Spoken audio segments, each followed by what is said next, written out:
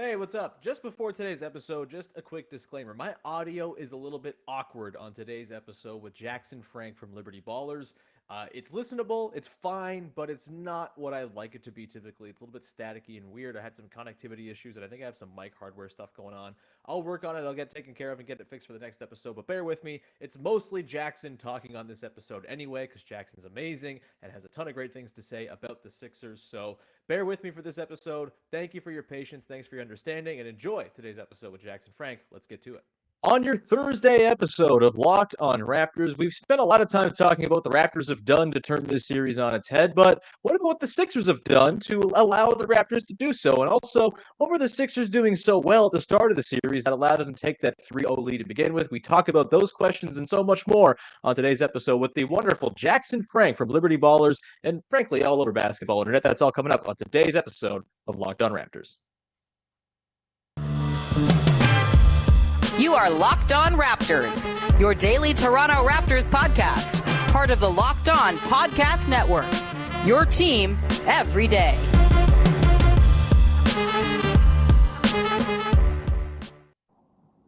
Hey, what's going on? Welcome to episode number 1168 of Locked on Raptors for Thursday, April the 27th. I'm your host, Sean Woodley of RaptorsHQ.com. You can find me on Twitter, as always, at Woodley Sean. You can find the show at Locked on Raptors, and you can follow, subscribe to, rate, review the podcast wherever you get your podcast in audio form. Plus, you can go subscribe to the YouTube channel and get in on the action over there. We're almost at 2,000 subs, and we'll be going live after game number 6 from Scotiabank Arena tonight, so be sure you're subscribed. Set a reminder. I'll have by the afternoon a little post ready to go with the stream where you can go and wait all afternoon if you so please. So please go and jump over on the YouTube channel over there. And we'll see you after the game tonight. We will also see you for the next 30 minutes or so here on the podcast. And we are going to dig into today the Sixers side of this series. We've talked a lot of the Raptors side of things. We've talked a lot about Pascal Siakam and Precious Achiuwa and how much he rocks, but we haven't really gotten a great impression of what's going on the Sixers side of the ledger since last week's crossover with Keith and Devon from Locked on Sixers. And so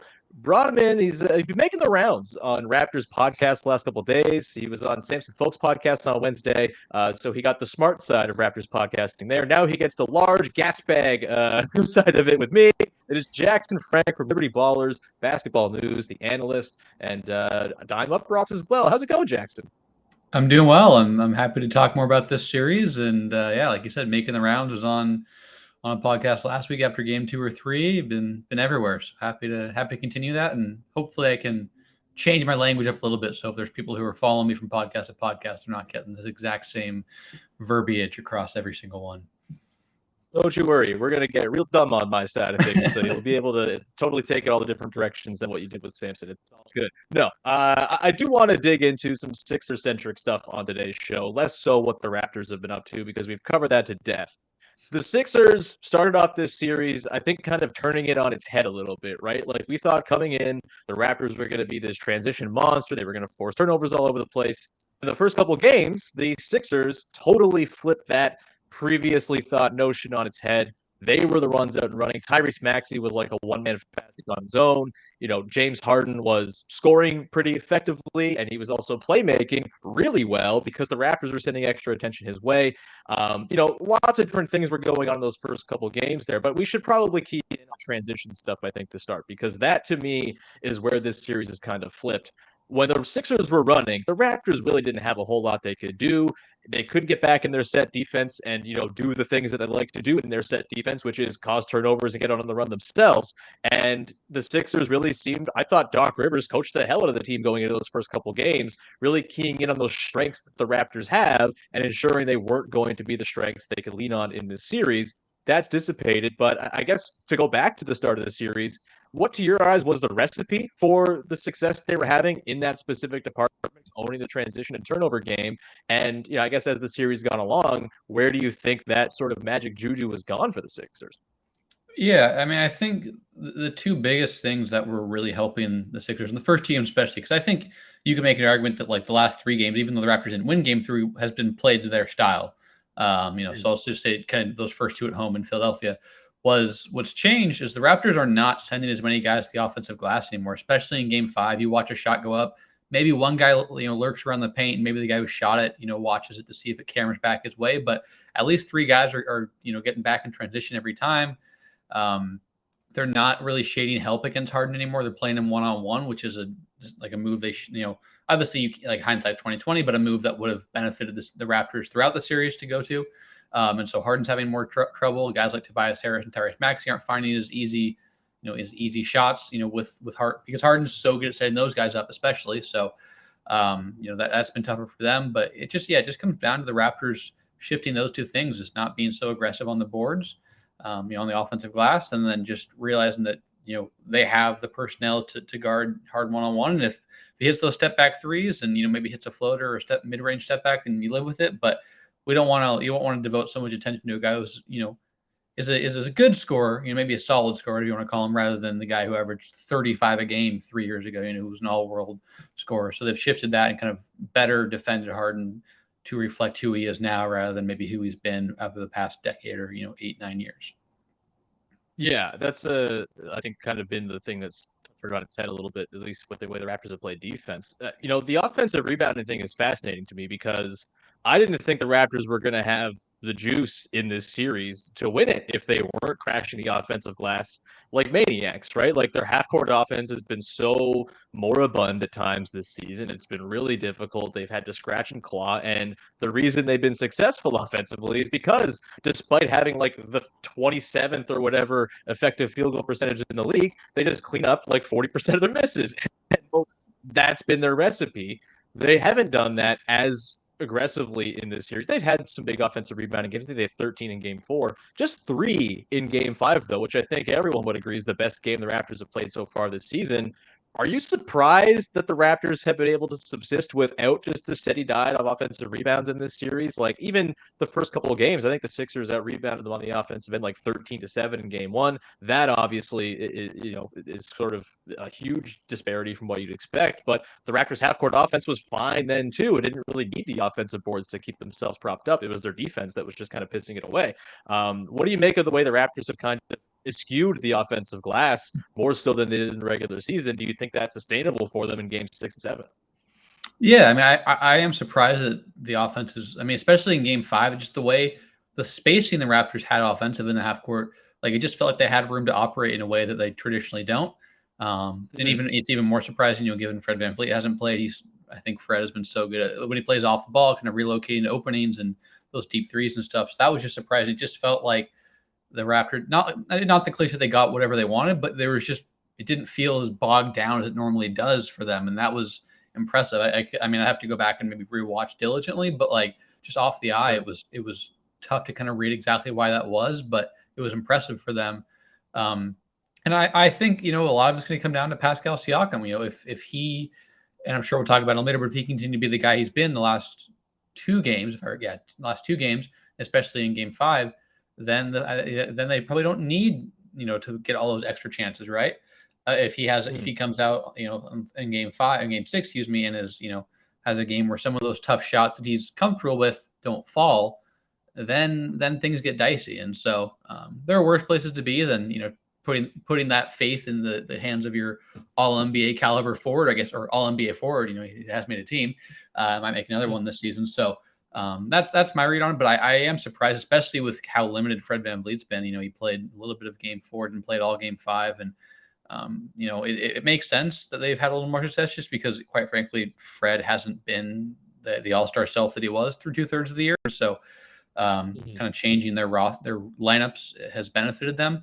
But if you would have told me before this year, like, I thought Fred was going to be a pretty big swing factor. If he was the post All-Star break guy, the Sixers would be pretty, in pretty good hands. If he was the pre All-Star break guy, they would struggle. But obviously, removing post All-Star break Fred from the series has really helped the Raptors kind of do some things, especially on defense. And Pascal's been good, and Gary and OG have hit some big shots, and Precious has had some fun sequences offensively. So it makes sense when you reflect back on it. But before the series, I would have been very surprised.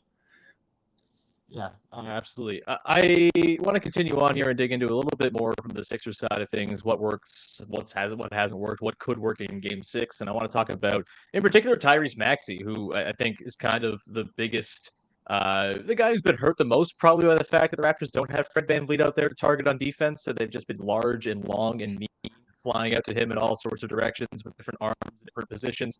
We'll get to that and a little bit more on the Sixers side of things in just 1 second here with Jackson. But first, I want to tell you about our friends over at betonline.net, your number one source for all of your sports betting stats and info. Find all the latest sports developments, league reviews, and news, including this year's basketball playoffs and the start of the Major League Baseball season, all previewed for you and ready to go at BetOnline. It's the place to go, so you're making the informed wager. Maybe for Game 6 tomorrow, you want to get a little action going with the Raptors, or you can do the happiness hedge, which I've been telling you to do all week. That is, sorry, I guess the series feels like it's been a year, whatever. The happiness hedge is where you bet on the Raptors to lose, so even if they lose and you're sad, you get some money and are happy. That's the best way to do it. You make a lot of money betting on the Toronto Maple Leafs this way. Highly recommend you go and do that at BetOnline, and they have all the info you might need. You got live betting, you've got esports, you've got really everything under the sun in the betting world over at BetOnline. You can head to the website today, use your mobile device to learn more about the trends in the action. BetOnline is where the game starts. And we continue on your first listen of the day here with Jackson Frank from Liberty Ballers breaking down the Sixers side of things in this series against the Raptors. Tyrese Maxey, really good player, terrifying player in the first couple games, 38 points in game 1. Really just, to me, the second most troublesome player that the Sixers have to offer right now, considering Harden's, let's just say, diminished state. When it comes to Maxey, do you see against this Raptors defense where, as I mentioned before the break, they've gone huge. They are flying out to the perimeter. They are running him off the line and then kind of waiting there with a second 6'9" guy in there in floater range to make it difficult. Is there a way, in your eyes, that the Sixers can get Maxey back going and sort of in the flow of the offense in some sort of different, context? And he's been sort of asked to perform these last couple of games. Is it the matter of do you put him on ball more? In sort of, I guess that's you're asking Harden to stand off ball, which is a thing he's not necessarily been known to do for the last 10 years. But is there a way they can get Maxey a little bit more involved? Because it feels like they badly need his scoring a punch, especially with how much they're sending attention to Embiid and forcing those passes out and the swings around.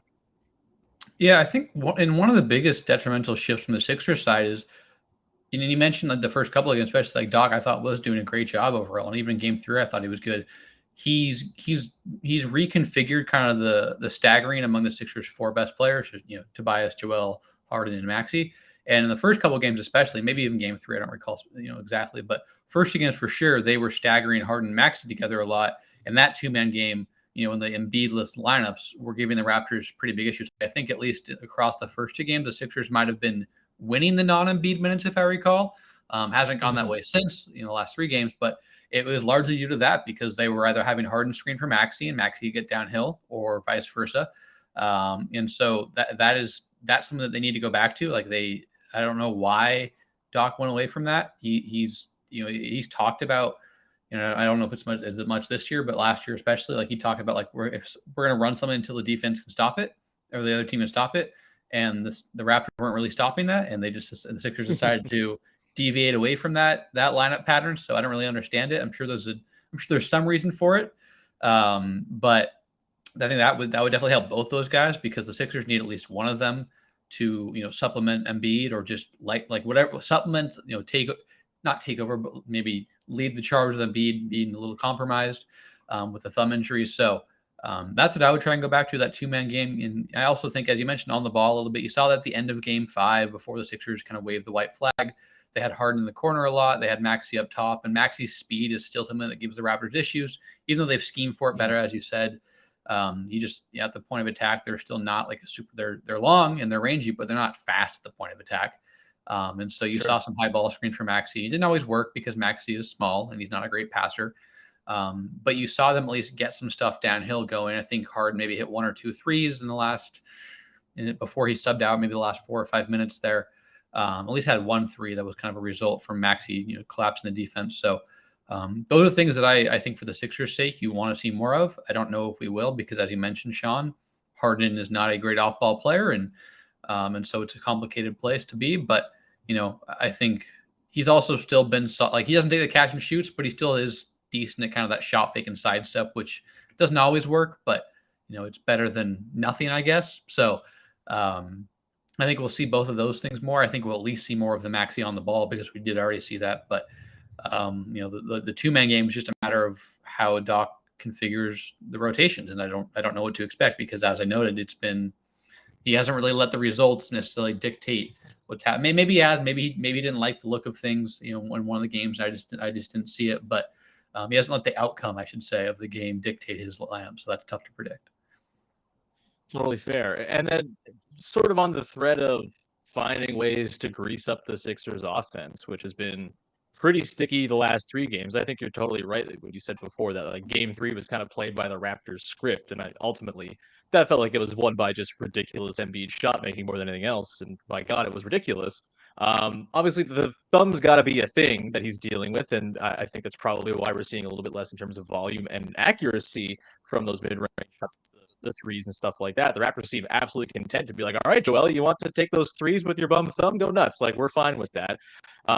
Do you see ways in which they can sort of get Embiid going a little bit more, in different positions? I'm always worried when he has the ball, like, at the nail and he kind of has the whole floor to operate with, right? Like, you can send doubles all you want. There's just more space, more outlets, more ways for him to pass, cutters he can hit, stuff like that becomes just a lot more difficult to deal with than when he's kind of getting it on the elbow and Siakam's going to come down from the wing and you kind of just know it's sort of scripted in that way.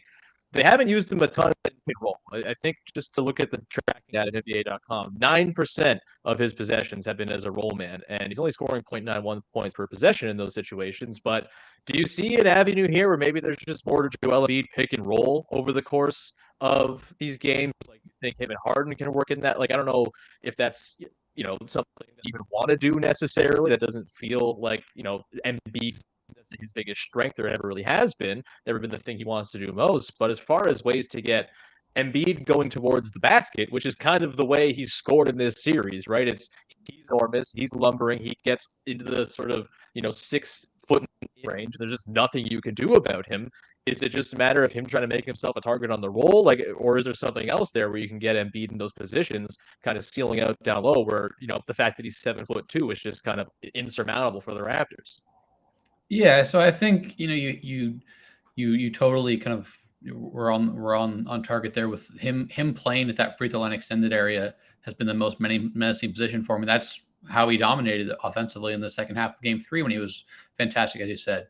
And the Raptors also played him a little more single coverage than the doubles because as you mentioned, it's hard to bring the doubles there and whatnot, especially when they have 4 shooters. Like they didn't play Matisse didn't play in Game 3, of course, so it's largely all shooters around Joel, so that helps. But the issue with some of this stuff is like, and Joel's talked about it, is that a lot of these things require him to use that hand and expose that hand to the Raptors' aggressive defense. And that's not me at all saying the Raptors are like intentionally going for his hand, but it's just the nature of basketball, right? That if you're going to be dribbling the ball or you're going to be even initiating a dribble handoff against a team like the Raptors that are trying to force turnovers and whatnot, and know that maybe you're not as secure in that ball control, they're going to go for things. And so I can't imagine it's comfortable when, the ball even like bounces up into his hand in the wrong spot. So that's the issue, right? Is that a lot of the usage Embiid has, and I mean, any player, right, involves their hand. It seems like the last couple of games, the only places he's had consistent success is those deep seals, which, as you mentioned, are really menacing for the Raptors because of his size advantage. But that's not like, you can't go to that every time, right? Like, part of what's made Embiid so good the last years and why he's been an MVP finalist 2 straight years is because he's not just a post-up guy or a deep seal. He can play from the free throw line. This year, he's gotten really good at the roll man stuff. It hasn't been, it's not always the most aesthetically pleasing, but I think he was like in the 75th percentile or something in the regular season as a roller. So that helps. But the issue is his best pick and roll partner, James Harden. They like to kind of more run those pin down handoffs of the Chicago action rather than just a traditional high ball screen, because they run a high ball screen, they'll just switch it. And Harden hasn't been good against switches this year. And while you maybe got a deep seal with Embiid, which I think they'll probably try to go to a little more, it's just not as clean as the dribble handoff for Embiid, where Harden gets the ball on the move and then he's already in the paint and then the Raptors are in a tough spot.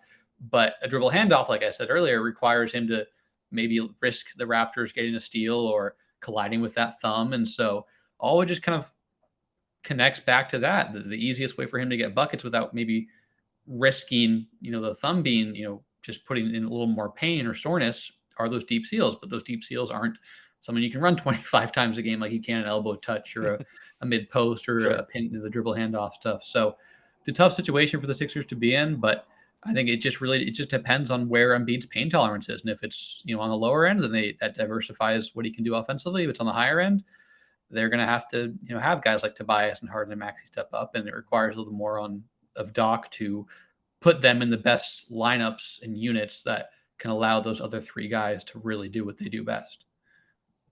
Embiid on the roll kind of reminds me of like Jonas Valanciunas on the roll during his Raptors heyday, where they never ran it enough and it never really looked all that pretty, but like it was pretty damn successful, because how the hell do you stop this Mack truck who's rolling towards the basket? Like, that would be, if I'm the Sixers or something, I'm trying more. But yeah, I mean, it's tough, right? Like, all of the things that they are trying to do, the Raptors are also offering some kind of resistance. Like, there's a reason Embiid's not getting 25 steals a game. It's because, Thad Young is meeting him high up the floor, and they're battling for position, and they're kind of making it difficult for him to get that spot. And so, yeah, it's tough sledding right now for the Sixers offense, and perhaps the way they turn this thing around is to ratchet up the defense against one Pascal Siakam. On the other side of the break, I want to dig into, might we see some changing of coverages against Siakam by the Sixers going into game number 6? And on that note, we'll talk about Doc Rivers, who said some stuff today. And we'll talk about whether or not he's inspiring much confidence over with the people watching the Sixers. We'll get to that in just 1 second here. But first, I want to tell you about our friends over at rockauto.com. Speaking of Mack trucks, if you have a Mack truck or some other large vehicle or a small vehicle, whatever it might be, you might come to the part where you have a part in your car that needs to be replaced, and you go to the mechanic, you say, hey, I need this part replaced, and they will say, hey, it costs this much, and there's just nothing you can do about it, and it's going to be the highest price they can possibly charge you. Instead, you should take the power bat and go get the part for rockauto.com instead. You go to Rock Auto, you plug in your make, your year, your model, and you will find all sorts of specifications and prices and different models that you can choose from, so you get the selection that works for you. For example, you're going to save a lot of money. For example, if you go to you look for a Honda Odyssey fuel pump, for example, it's just written in my copy here. So we'll go with that. $353 at a regular chain store is what you're going to typically pay. $216 is what the going rate is for that same part at rockauto.com. That's a lot of scratch that you're saving and not spending on your car. No one wants to spend that much money on their car. At least not I. I'm a person who uses my car to get from point A to point B. I don't want to spend extra money on that damn thing, and you shouldn't want to do that either. Go to rockauto.com. If I can use their website as a car dum-dum, you can use it as well. It's super intuitive. Go to rockauto.com right now. See all the parts available for your car or truck, and write Locked On or How'd You Hear About Us? We sent you. Amazing selection, reliably low prices, all the car parts you'll ever need at rockauto.com. And we continue on. Final segment here on Locked On Raptors with Jackson Frank from Liberty Ballers. Dime, Basketball News, the analyst. You're doing wonderful stuff, Jackson. The crew you have at Basketball News kicks a lot of ass. So keep up the work over there. In Liberty Ballers is cool too. We love them, even though I'm a Raptors HQ man and we're supposed to hate each other or something. I don't know. But either way, Pascal Siakam, we've mentioned he's torching the Sixers the last couple of games after that rough second half in game 3 that caused all manner of horrible takes about him. He has certainly quieted those horrible takes and has been amazing the last couple of games, just kind of having full control of the offense from the middle of the floor, kind of knowing where everything is coming at him and then reacting accordingly. And the mid-range touch came back in the last couple of games as well, which has been massive. Do you envision anything different that the Sixers might do to try to defend him? I posited yesterday on the show, do you just start sending full-on traps his way at the top of the pick and roll, especially since he's running more pick and roll these last couple of games as well? Does that open up the opportunity to just, all right, we'll throw as much length as we can at this dude, force him to pass out, and then dare Gary Trent Jr., or OG Anunoby, or Scotty Barnes to beat us on the weak side? Is that overly aggressive, do you think? Are the Sixers, I know the answer to this. The Sixers are not equipped the same way the Raptors are, for example, to run traps and then rotate on the back end, right? They just don't have the defensive personnel. They don't have the quickness. They don't have everyone being 6'9" and limber. Do you think that's a viable strategy for the Sixers to just start setting double teams his way, or is it something where they should maybe just send different looks? That's kind of the best way to do it against any of these stars, right? Is just sort of offer different looks every time down. Didn't really seem like they were doing much different time to time in the game on Monday in game 5. Siakam just seemed to be like, all right, where's Joel? I'm going to pick him out. We're going to run pick and roll and we're going to score. But what's the sort of answer if you're Doc Rivers? Do you send more attention Siakam's way? If not, is there another sort of strategy you'd like to see them implement? Yeah. So two things that I've kind of maybe I've thought about. I definitely talked about at least one of them with Samson. Maybe I talked about as well on a Liberty Ballers podcast recently. But I think the biggest issue in Game 5 and even Game 4 to an extent is the number of possessions Tobias is getting to guard Siakam have definitely decreased because the Raptors are running more screens and they're getting Tobias off him, and smartly so, because Tobias has been great in individual situations, but he's not some incredible navigator of screens. It's just tough to be really good navigating screens at 6'7", 6'8". Shout out Herbert Jones for that though. Yeah. And so that's been an issue. But I think what I would try and do to counter that is you have to have, I would say, at least one, probably two, of Danny Green, Tobias Harris, and Joel Embiid on the floor, and Pascal is playing. Because I think if you're going to set more screens, you're going to be kind of wanting to, I don't know if this is maybe the proper usage in this context, but almost a scram switch, where if you see a Gary or an OG or whoever, a Scotty, going to set a screen, you realize that Danny or Tobias or Joel is not the man guarding the screener, you're going to get that person involved, right? Because Siakam's just been crushing Maxey, he's been crushing George Niang.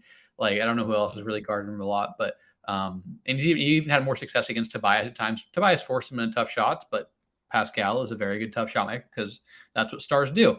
But that's what I would try and do more of, is just be really diligent about making sure, like, okay, whoever's screening for Pascal is going to bring one of our three only credible Pascal defenders into the frame. We're not going to let him attack Maxey or Niang or, Thibault or whoever. I guess Thibault wouldn't be Game 6, it'd be potential Game 7. So even though I don't think Matisse should play based off Game 5. I don't think he should play potential Game 7. I would like him to play more, please. Yeah, I'm sure everyone on the Raptors side would enjoy that. But no, so I think that's what I would try and do. And then I think, some traps, but I think you'd only want to trap with Joel, right? Like, you don't want to have Tobias on and try and have Danny Green trapping or George Niang. They just don't have the size to really fluster Pascal, but definitely throw different looks, because I think, and Samson kind of talked about this and I maybe followed suit, is that Pascal's figured out kind of when the help is coming from those corners and those wings, and he's realizing how to kind of manipulate them in terms of getting a shot off quicker or making a quicker pass. So changing the looks is going to be important. But yeah, those are the two things I would do, is just make sure you're always kind of matching two of those guys or one of those guys with Pascal out there, and then don't let anyone else guard those guys. It's a lot easier said than done, of course, because the Raptors have been setting some good screens, especially Gary set some really nice screens at times. And so that's been difficult for the Sixers to recover from. But that's the biggest thing I would do is, trapping with Joel when he's not the primary guy. But Joel also has to be better. Like, he wasn't very good defensively. He was quite putrid defensively in the third quarter of that game. And he took responsibility for it. I think it's probably the worst defensive quarter I've seen from him in the playoffs. So he'll have to be better there. I expect him to, because his history as a playoff defender, and the Raptors know quite well, is excellent. But you just don't know, because he's now dealing with a different circumstance. So we'll see. But you feel comfortable switching Joel onto Pascal most of the time. But if he plays like he did in Game 5, third quarter, where both Precious and Pascal were getting to the rim against him, you're going to be in a tough spot. So it's very simplistic to just say that a lot of the things the Sixers need to do better comes down to Joel. But when you get into the details of it, it makes sense. It's not just saying he's their best player. There are certain things that he poses a significant advantage over hypothetically with the Raptors that he has failed to do, for reasons, his own, because of the injury, and then also some things the Raptors have changed up on him and done well. So those are the two things I would do, is trap with Joel, and then make sure that, your front court, your starting front court of Danny, Tobias, and Joel are the only ones that are guarding Pascal for the most part. So Jackson, we've talked about X's and O's. We've gotten into the nitty-gritty. We've been nuanced. We've been thoughtful. I have two sort of bigger picture questions to ask you now. Doc Rivers had his little thing today where he was talking about, actually, all the 3-1 leads I've blown were for reasons, right? They're not that bad. There's circumstances behind all of them.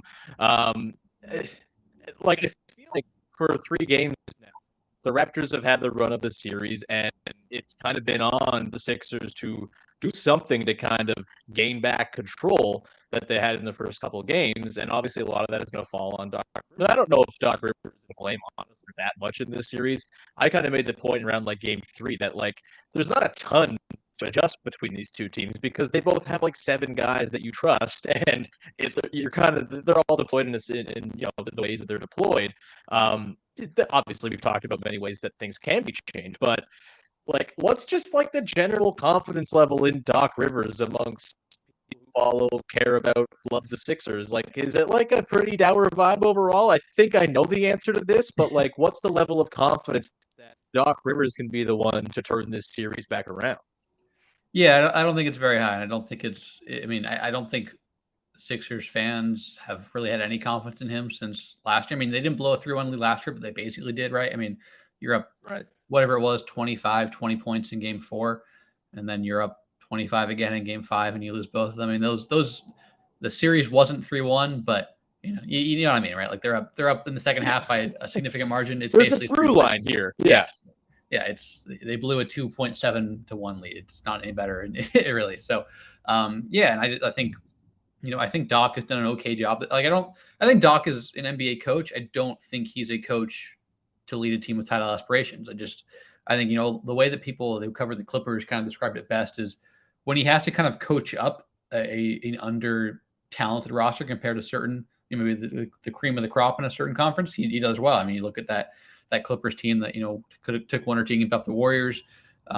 He was great, but then you look at when they had Paul George and Kawhi, he wasn't super good. So at least in as far as the coverage I saw, I didn't I'm not watching every game, so I can't really speak for sure there. But so I don't think there's a lot of confidence, and rightfully so, because I think it's fair to say that Doc isn't like the primary reason the Sixers have looked bad these last 2 games, but he's not helping the cause. I think in the first 2 to 3 games, he was doing really well to put limited players in roles that fit them aptly. And the last 2 games, I don't think he's done that very well. I think that's really been an issue. And so, like, as you mentioned, when you have guys that are very limited, like you said, 7, I think that they trust. 7's probably generous for the Sixers. I'm sure maybe when it comes down to it, it might be even generous at times for the Raptors. But when you put those guys who are limited in tough spots, you don't aid their cause to play well. And I think back to the lineup they put out there at the start of the second quarter in game 5, which is basically where the game was over at that point.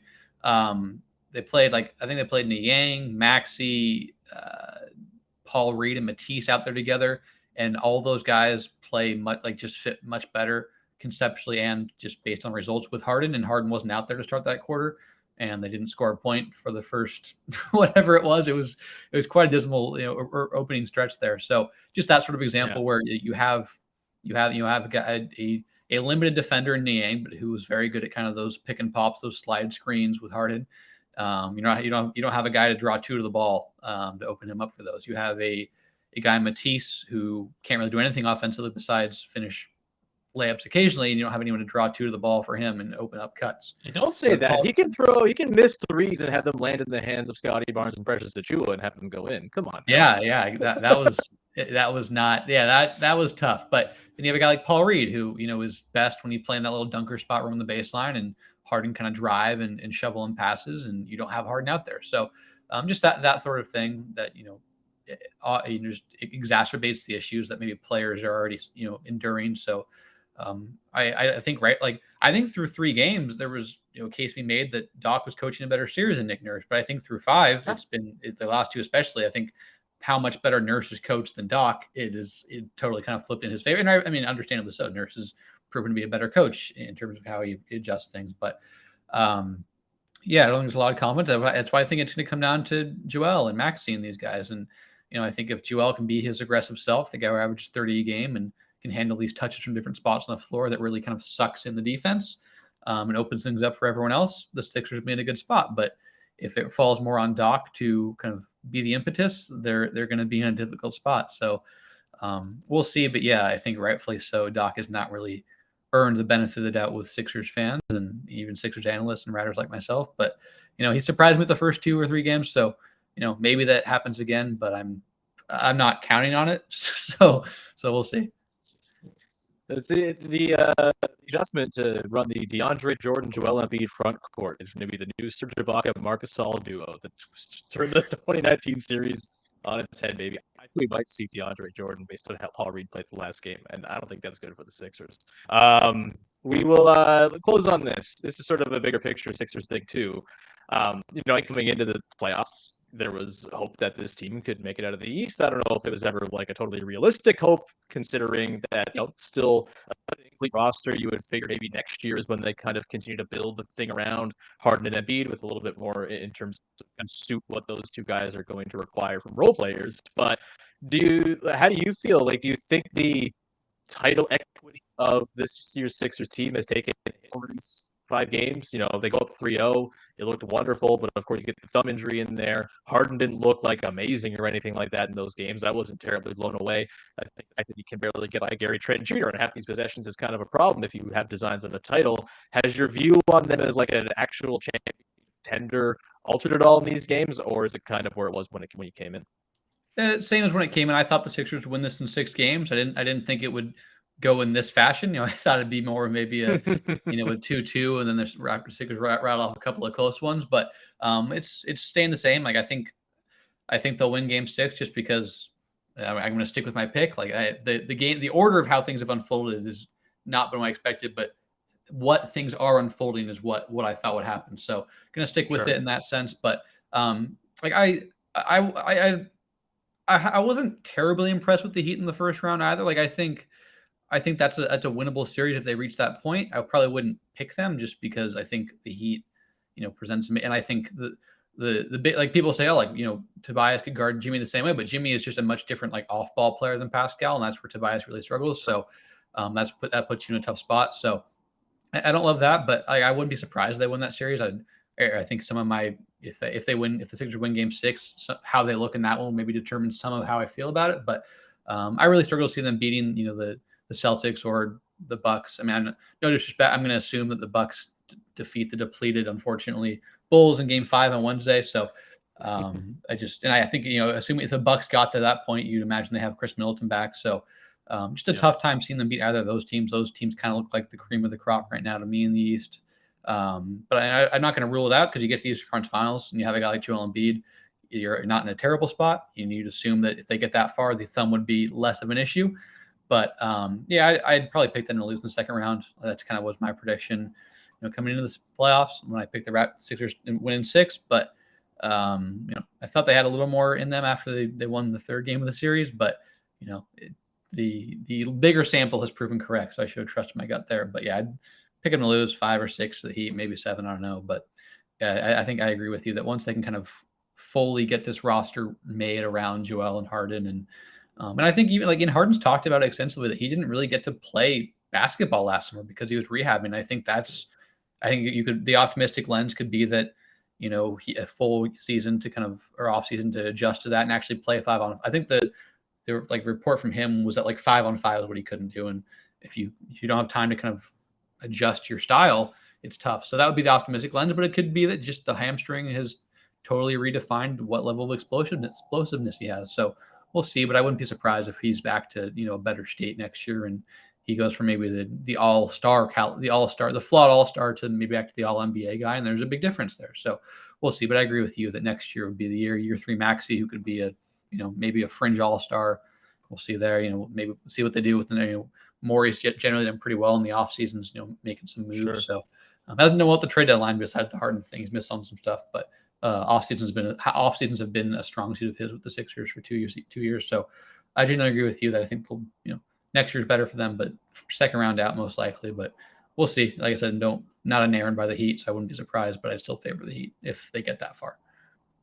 Yeah, I mean, it is wild how many predictions from before the series are still alive and possible, considering the way the games have gone. I had Sixers in 7 myself. I assumed that just sort of the Joel of it all would eventually tilt the Sixers' way. I feel a little as good about that right now, considering, I'll have to believe it when I see it that the Sixers sort of gain back control of the sort of key battleground areas of the series. But it's been a blast to watch, and looking forward to the games tomorrow. And it was wonderful talking to you, Jackson, man. Thank you so much for hanging out.